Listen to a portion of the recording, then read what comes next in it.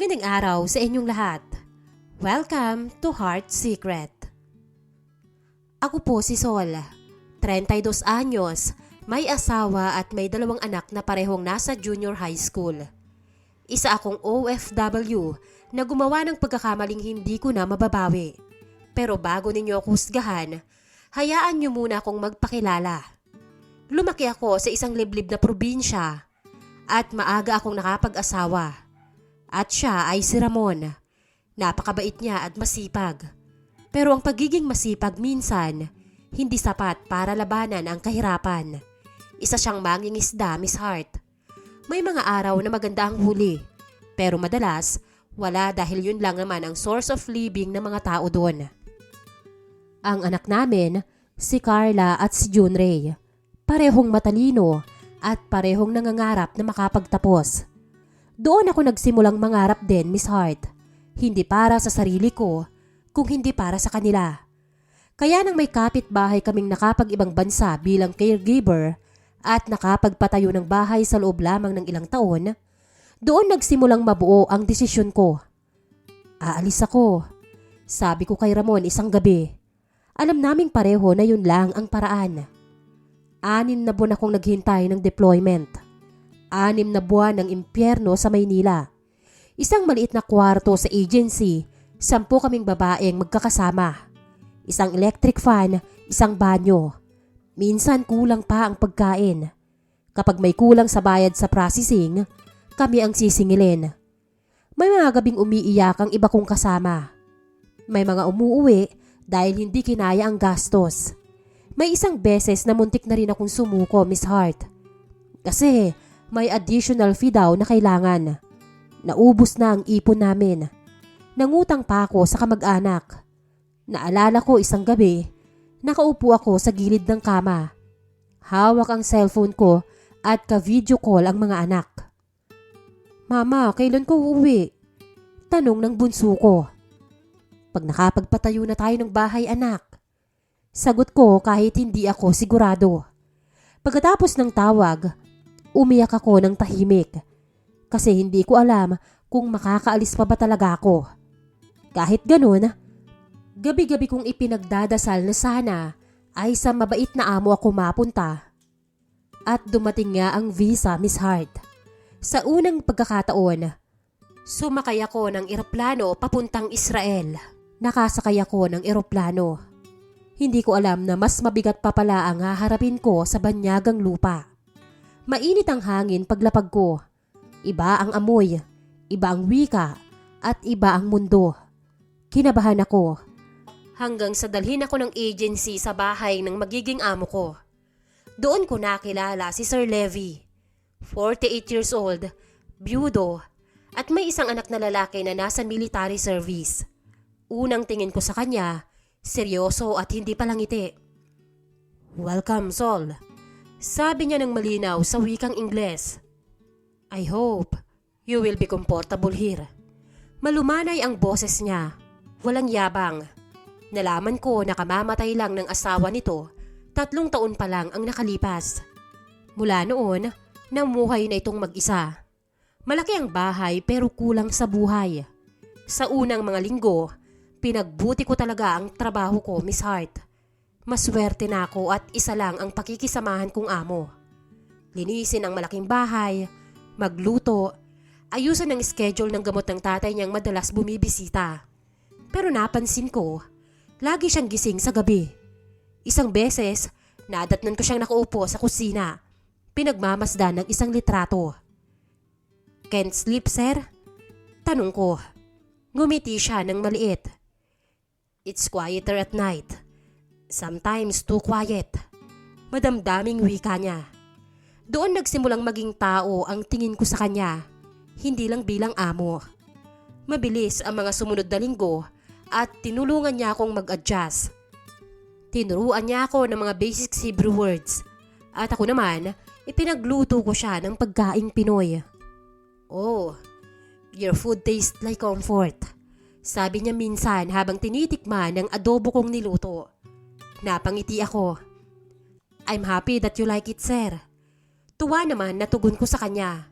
Tuwing tumatawag ang pamilya ko sa Pilipinas, madalas ay naririnig niya. Minsan ay bigla siyang nagtanong, "Do you miss them?" "Every day, sir."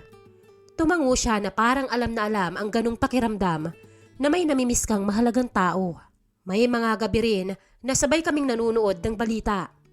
May tensyon noon sa paligid. May mga balitang posibleng sumiklab ang kaguluhan. "Are you afraid?" Tanong niya sa akin isang beses. "Yes," sagot ko. "But I'm more afraid of going home with nothing, sir." Matagal siyang tumahimik bago nagsalita. "You're stronger than you think, Sol." Hindi ko alam kung bakit pero sa simpleng linyang yon, parang may nakita akong pag-aalaga. Pero may lungkot sa mga mata niya na parang katulad ng lungkot ko. Isang gabi, katatapos lang niyang maghapunan nang bigla siyang magsalita. "I didn't expect my life to be this quiet." Sabi niya. "Me too, sir." Sagot ko. Hindi ko alam kung sino ang unang lumapit. Basta ang alam ko noon, naramdaman ko ang mga palad niya sa kamay ko. Mainit at magaan. At imbes na bawiin ko, hinayaan ko siya, Miss Hart. Sa sandaling yon, hindi ako asawa. Hindi rin ako ina. Naging babae lang ako na pagod sa pagiging matatag.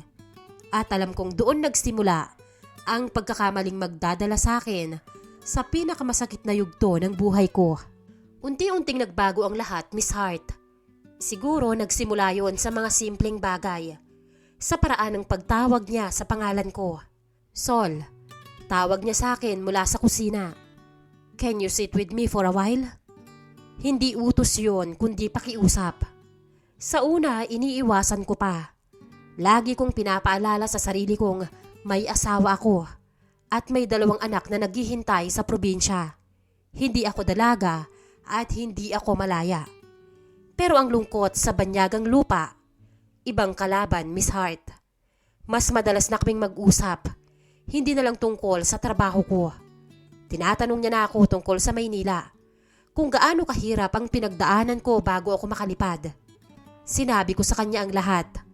Kung gaano kalaki at kahaba ang tiniis ko sa maliit na apartment ng agency. Kung paanong muntik na akong sumuko dahil hindi ko mabayaran ng extra processing fee. Na nanghiram ako ng perang may malaking interest para makumpleto ang lahat ng dokumento. Kung gaano karaming luha ang iniiyak ko, gabi-gabi ng tahimik para hindi marinig ng mga kasamahan ko. Tahimik lang siyang nakikinig sa akin. "I'm sorry, you had to go through that," sabi niya. But honestly, no one should have to suffer that much just to work. Hindi ko alam kung bakit pero parang sa kanya ko naramdaman na may nakakita sa paghihirap ko. Hindi lang bilang empleyado, kundi bilang tao. Habang kami ay nagiging mas malapit, ang paligid naman ay mas nagiging magulo, Miss Hart. Mas madalas ang balita tungkol sa tensyon. May mga rocket warning sa kalapit na lugar. May mga usap-usapan na baka lumala ang sitwasyon anumang oras. Isang gabi, habang nanunood kami ng news, biglang tumunog ang sirena. Matinis at nakakabingi. Parang tumalo ng dibdib ko sa kaba. Ngayon lang ako nakarinig ng ganon at iba sa pakiramdam, parang alam mong panganib ang paparating. "That's the alert," sabi niya ng kalmado. "Come." Hinawakan niya ang kamay ko at dinala ako sa bunker sa ilalim ng bahay. Maliit lang yon. Concrete walls, isang ilaw at isang bench. Naririnig namin ang malalayong pagsabog. Hindi ko namalayan na mahigpit na pala ang hawak ko sa braso niya. "It's okay," bulong niya. "You're safe here." Safe. Pagpapakalma ko sa sarili ko. Pagkatapos ng gabing yon, parang mas naging malinaw din ang pagitan namin. Hindi na rin maitanggi ang tensyon sa pagitan naming dalawa. Isang gabi, bumalik na naman ang sirena. Mas malapit ang pagsabog at nawalan na rin ng kuryente. Sa dilim ng sala, magkatabi kami. "You don't have to be strong all the time," sabi niya ng mahina. Napatingin ako sa kanya. "I don't know how not to be, sir." Sagot ko. At doon, bigla niya akong hinalikan, Miss Hart. Dahan-dahan at hindi minadali. Parang dalawang taong pagod na sa mundo at sandaling naghanap ng pahinga sa isa't isa. Alam kong mali. Alam kong may asawa ako, pero sa sandaling yon, mas malakas ang pangangailangan kong maramdaman na hindi ako nag-iisa, Miss Hart. Tumugon na rin ako sa mga halik niya. Ipinulupot ko ang mga braso ko sa leeg niya. Habang siya naman ay dahan-dahan akong itinulak pasandal sa sofa. Hanggang sa mga halik niya ay dumuusdos na pababa. Doon namin ipinaramdam ang pagnanasa sa isa't isa. Hindi lang yun isang beses. Sa bawat gabing may sirena, sa bawat gabing parang walang kasiguraduhan ng bukas, mas lalo kaming nagdidikit. Sa labas, nagliliwanag ang kalangitan. Ngunit sa loob namin, kinakapitan namin ang isa't isa na parang yun lang ang matatag ng panahon na yun. Ngunit hindi lang kami ang nagbabago. Ang lungsod ay unti-unting nagiging ibang lugar. Mas maraming sundalo sa kalsada. Mas kaunting tao sa labas.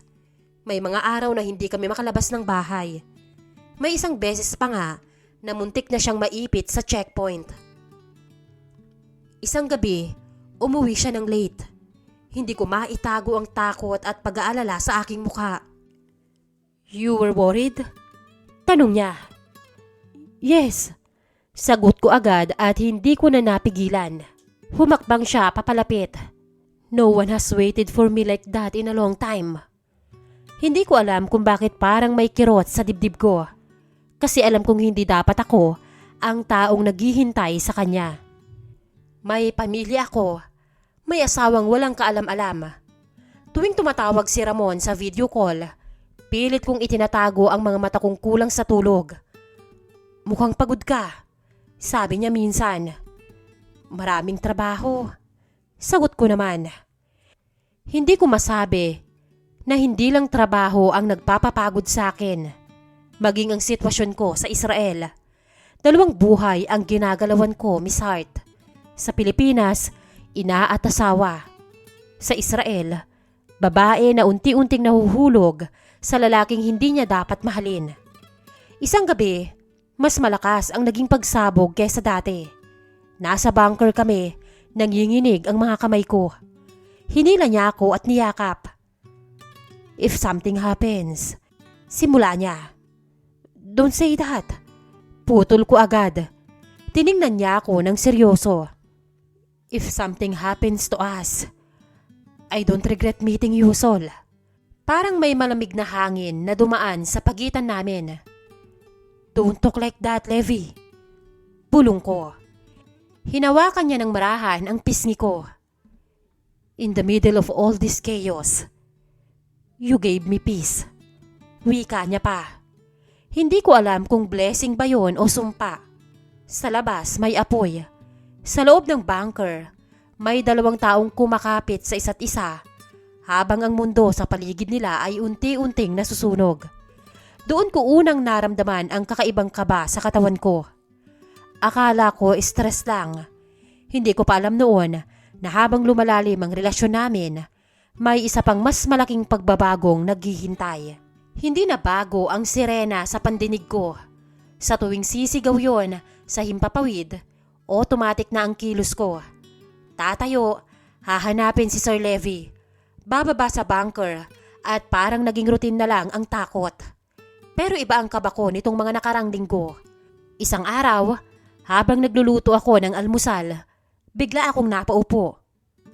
"Sol," tawag ni Levi mula sa dining area. "Are you okay?" Tumango ako pero hindi ako makatingin sa kanya. "I'm fine. Just tired." Lumapit siya at hinawakan ng balikat ko. "You've been saying that for days." Hindi ko alam kung paano ko sasabihin ang bagay na ako mismo ay hindi pa handang tanggapin. Kinagabihan, nagkulong ako sa banyo. Hawak ko ang maliit na test kit na binili ko ng palihim sa pharmacy. Nanginginig ang mga kamay ko habang hinihintay ang resulta. Isang guhit, tapos dalawa. Para akong binuhusan ng malamig na tubig. Umupo ako sa sahig ng banyo. Nakatitig sa dalawang malinaw na linya. Patawarin ako ng Diyos. May asawa ako at may dalawang anak ako sa Pilipinas. Ngayon, buntis ako sa amo ko. Bulong ko sa sarili ko. Hindi ko agad sinabi kay Sir Levi. 3 araw akong tahimik. Iniiwasan ko ang mga mata niya. Iniiwasan ko ang paghawak niya sa akin. Hanggang sa hindi na niya kinaya. Sol, talk to me. Sabi niya isang gabi habang nasa kusina kami. You're pulling away.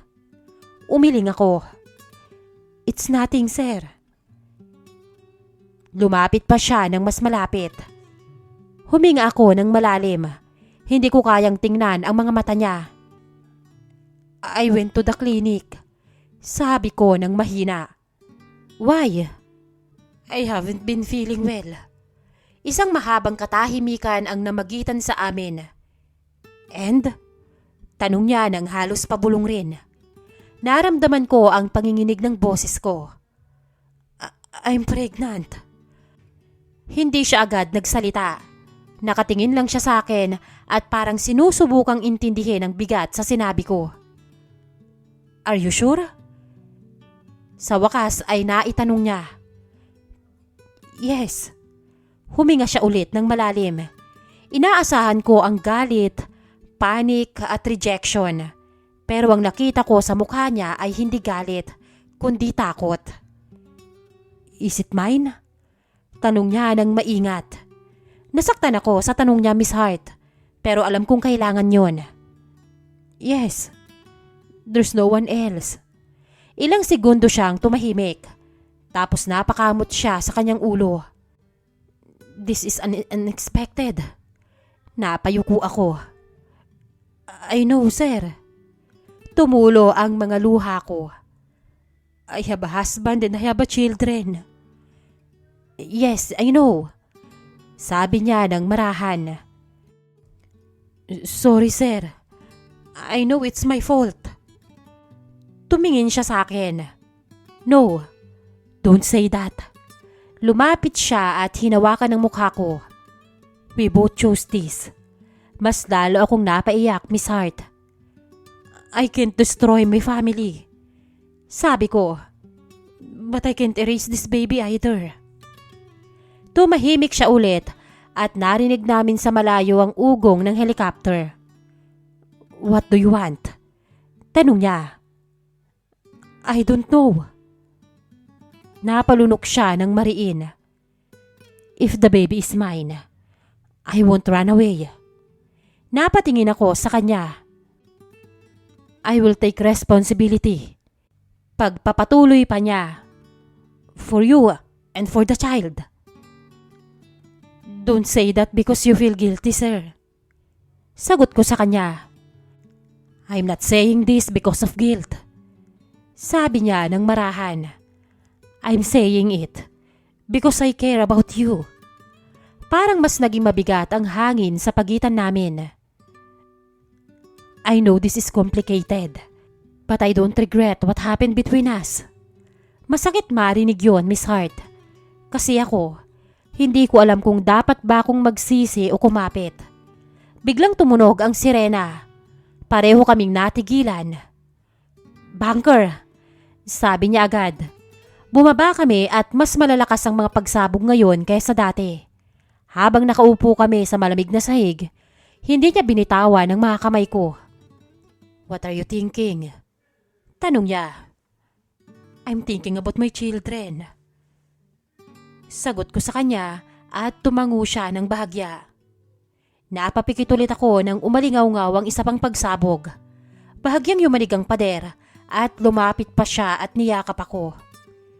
You shouldn't be here, Sol. Bigla niyang sabi. But I choose to be here. You didn't choose war. Sagot niya. Tama siya, Miss Hart. Sa Pilipinas, ang pinakamalakas na ingay na naririnig ko ay alon lang at kulog. Dito, bomba. What if something happened to us? Tanong ko. Binigyan niya ako ng isang malungkot na ngiti. Then at least, I met you before it did. If anything happens to me, Sol, you go back home. You protect the baby. Naramdaman kong mas humigpit ang hawak niya sa kamay ko. You hear me? Tanong niya. Nothing will happen, Levi. Sagot ko kahit hindi ako sigurado. When this is over, we'll figure it out. Sabi niya pa, one step at a time. Tumango ako at inulit ko ang kanyang sinabi na para bang panalangin. Tumahimik ang sirena pagkatapos ng ilang minuto, pero ang ingay sa dibdib ko hindi tumigil. At habang umaakyat kami pabalik sa sala, napatingin siya sa tiyan ko. Does it scare you? Tanong niya. Yes.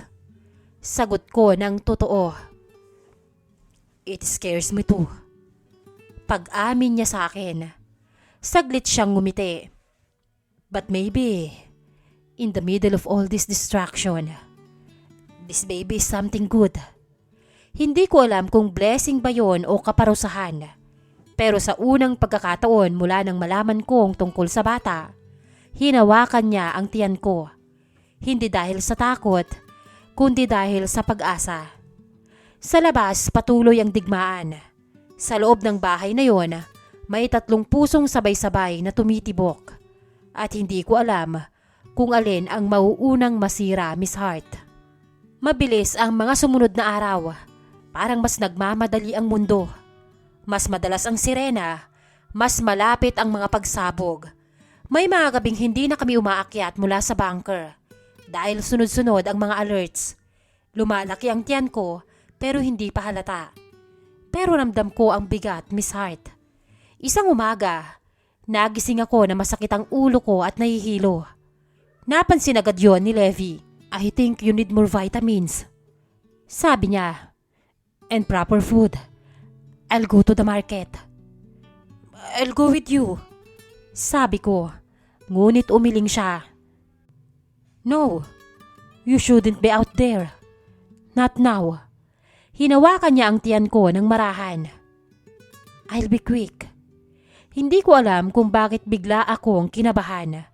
Bago siya lumabas, hinalikan niya ang noo ko. Lock the doors. Pagpapaalala niya sa akin. Tumango ako at iyon na pala ang huli, Miss Hart. Halos kalahating oras pa lang ang nakakalipas nang tumunog ang sirena. Mas malakas at mas matinis. Parang sumasaksak sa tenga. Napatayo ako agad. Huwag ngayon, please. Bulong ko habang kinukuha ang cellphone ko. Tinawagan ko siya pero walang sumasagot. Lumakas ang tibok ng dibdib ko. Sunod-sunod ang alert sa cellphone. Hanggang sa isang napakalakas na pagsabog. Mas malapit at nayanig ang bintana. Napaupo ako sa sahig, hawak ang tiyan ko. Dali-dali ko ulit siyang tinawagan. Wala pa rin. Lumipas pang muli ang 10 minuto, 20, 30. At bawat segundo, parang hinihiwa sa kaba ang dibdib ko, Miss Hart. Hanggang sa may kumatok na sa pinto at nakahinga ako ng maluwag. Ngunit nang buksan ko, 2 uniformed men ang nabungaran ko. Parehong seryoso ang mukha. Are you Sol? Tanong ng isa. Yes, sir. Do you know Mr. Levi? Nanlamig ang katawan ko. Yes, he went to the market. Nagpalitan sila ng tingin. There was a direct strike near the commercial area. Sabi ng isa. Hindi ako makahinga, Miss Hart. He was found carrying a bag with medical supplies. Naramdaman kong nanghina ang tuhod ko. I'm sorry. He didn't survive the blast. Hindi ako agad nakareact. He was identified at the scene. Sabi ng isa. We're sorry for the loss. Loss. Parang napakaliit ng salitang yon para sa sakit na nararamdaman ko. Bumagsak ako sa sahig. Hindi ako nakasigaw o kahit nakaiyak man lang agad. Sa mga sumunod na araw, parang bangungot ang lahat sa akin, Miss Hart. Hindi ako pamilya. Hindi ako asawa. Ako ay wala. Dumating ang anak niyang lalaki mula sa military. Hindi siya galit pero malamig ang tingin niya sa akin. I know about you. Sabi niya. Wala akong nasabi, Miss Hart. He cared about you. Dagdag niya. But this is complicated. Tama siya, Miss Hart. Hindi ako maaaring manatili ron. Hindi ako maaaring magpanggap na bahagi ng pamilya. Tinulungan niya akong ayusin ang papeles ko para makauwi. 1 linggo pagkatapos mamatay ni Levi, nasa airport na ako. Mag-isa, hawak ang maliit na bag at ang alaala ng lalaking hindi ko man lang nabigyan ng huling yakap. Sa eroplano pa uwi ng Pilipinas, doon ako umiyak ng tuluyan. Walang nakakaalam kung sino ko. Walang nakakaalam ng kwento ko. Paglapag ko sa Maynila, parang bumalik ang lahat ng alaala ng hirap na pinagdaanan ko noon bago ako makaalis.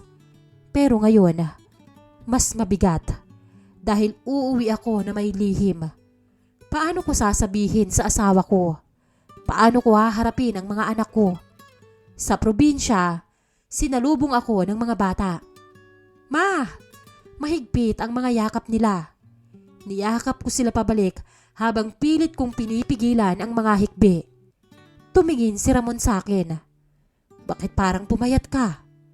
Sabi niya, okay ka lang ba? Tumango ako sa kanya. Hindi pa ako handang magsabi ng totoo. Sa gabing yon, habang tulog ang lahat, hinawakan ko ang tiyan ko. Hindi mo na kailanman makikita ang ama mo. Bulong ko. Namatay siya. Bago ka pa man niya makita. Naaalala ko pa ang huli niyang sinabi sa akin sa bunker. If anything happens to me, protect the baby. Masakit, Miss Hart. Pero yun na lang talaga ang kaya kong gawin. Ang protektahan ng batang walang kasalanan. Sa labas ng bahay namin, tahimik ang gabi. Walang sirena, walang pagsabog. Pero sa tuwing may naririnig akong malakas na tunog, motor, paputok, kulog, napapapikit ako. At bumabalik sa akin ang araw na yon. Ang araw na lumabas siya para bumili ng bitamina. Ang araw na hindi na siya bumalik.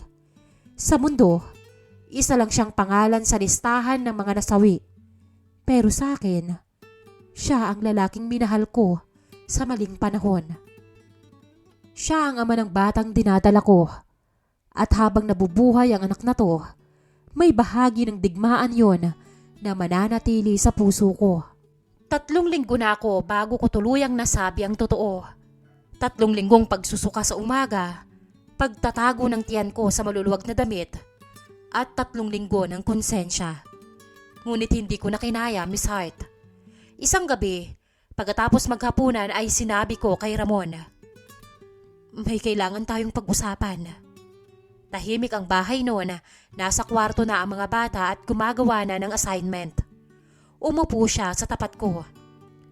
Ano yon? Nanginig ang mga kamay ko. Buntis ako, Ramon. Napakunot ang noo niya. Di mabuti. Pero, paano? Kakauwi mo lang, hindi sa'yo. Pagputol ko, parang may bumagsak na mabigat sa pagitan namin. Hindi siya agad nagsalita. Anong ibig mong sabihin? Tanong niya ng mahina pero matigas ang tono. Huminga ako ng malalim. May nangyari sa amin ng amo ko. Hindi ko ginusto sa una. Pero nagpatuloy. Hanggang sa nabuntis ako. At namatay siya sa gyera.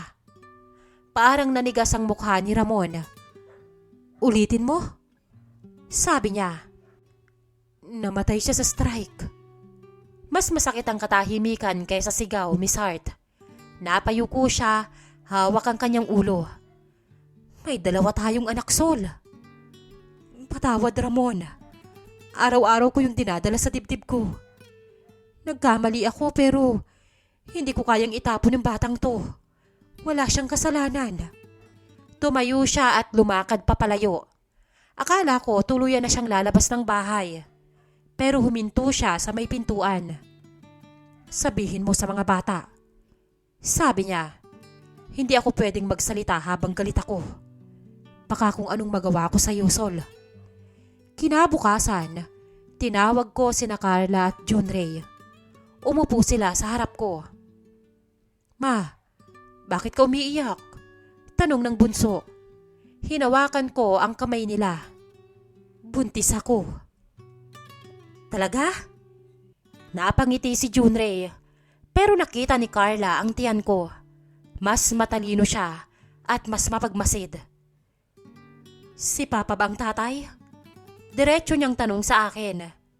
Doon ako tuluyang nabasag, Miss Hart. Umiling ako. Hindi. Ma. May iba ka? Tumango ako. Sa ibang bansa. Ang amo ko. Ngunit wala na siya. Walang sumigaw at walang nagwala. Lumapit ang bunso ko at niyakap ako. Galit ako. Sabi ni Carla habang may luha sa mga mata. Pero ikaw pa rin ang ina namin. Doon ako napahagulgol, Miss Hart. Kinagabihan, lumapit ako kay Ramon. Hindi siya tumitingin sa akin. Hindi ko alam kung mapapatawad kita, Sol. Sabi niya, hindi ngayon. Tumango ako. Nasa sa iyo kung gusto mong manatili dito. Pero wag mong asahan na madali. Napahawak ako sa dibdib ko. Wala akong karapatang humingi pa. Salamat, Ramon. Yun lang ang tanging nasabi ko. Hindi naging maayos ang lahat. May mga araw na hindi kami nag-uusap. May mga gabing naririnig kong umiiyak si Ramon sa labas ng bahay.